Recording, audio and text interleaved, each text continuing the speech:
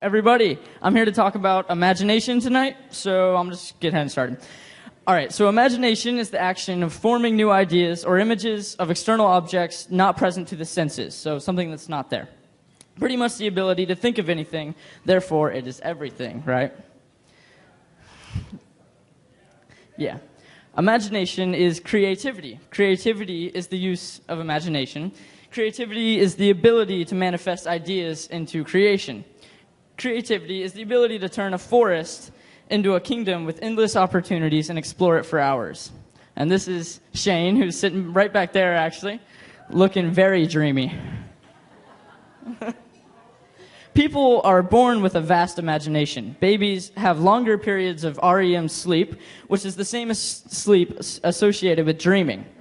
Maybe their imagination is the reason for their calm state, just like daydreaming puts people in a state of tranquility. For instance, if I give a baby a ball, it'll be fascinated. This ball could be the answer to world peace, for all it knows. The baby would play with it for maybe 10 minutes before it loses interest. To any of you, a ball is strictly a ball. We can bounce it, maybe find its circumference, but really it's just a ball. Right. Imagination is used for everything, and with it, just about anything can be answered. The people with a vivid imagination are the leaders. These people open doors, like this, for others and make the unbelievable an everyday necessity. We need imagination. These people include inventors. It takes some serious imagination to think that some compressed dead dinosaurs could move 2 tons of steel down a paved road. This is a geodesic dome, which contains the maximum amount of space with the minimal amount of materials. Take some creativity. Yep. There are 10 tests for series in calculus. When a series is given, it is the mathematician's job to figure out which test is necessary. It takes a certain creative mind to move the x to the denominator or multiply both sides by the square root of 7/10 so that the test reveals itself. These are my notes from my calculus class. Imagination is like a muscle. If you don't use it, you will lose it. Without exercise, the imagination will atrophy. Before one knows it, they will be lifeless and handicapped and just dismal.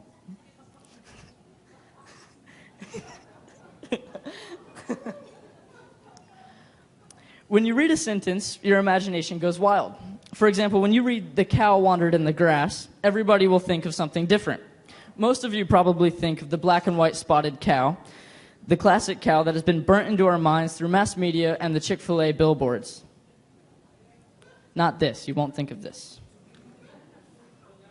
This is the reason a book is so much better than a movie.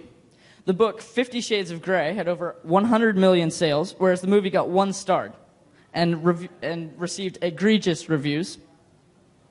You need your imagination to make a book on sex good. Now that we're talking about sex.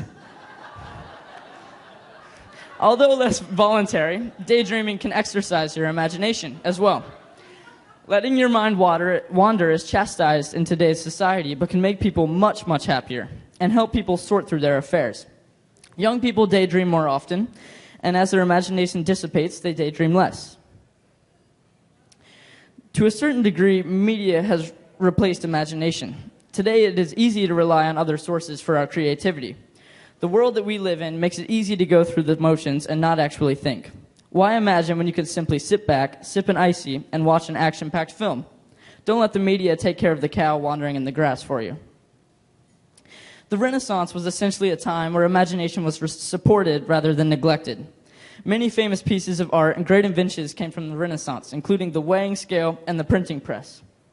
Notice how much can be accomplished when imagination is our number one priority and not suppressed like it is today in the public education system.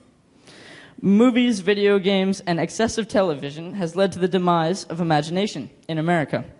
Our attention spans have deteriorated to the point where Adderall is a necessity.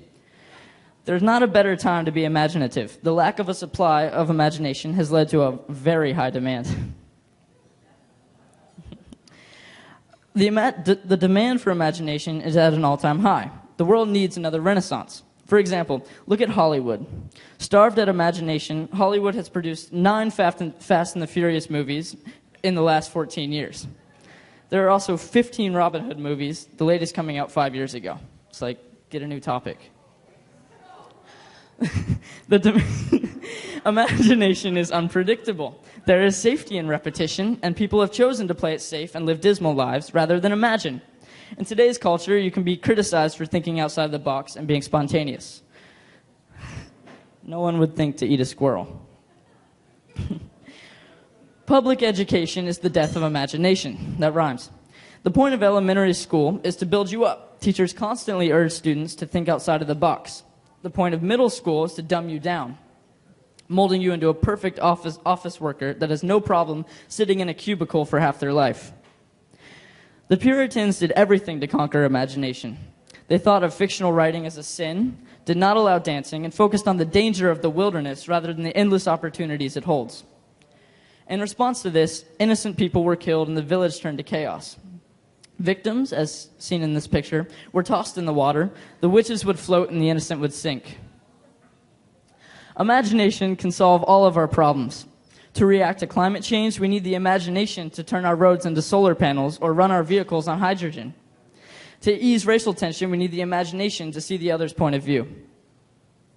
Personally, I don't think people appreciate imagination enough. Maybe the reason humans rose to the top was due to imagination. Next time you're daydreaming, don't ridicule yourself for drifting off task, but rather take a minute and appreciate your great imagination. Thank you so much, guys.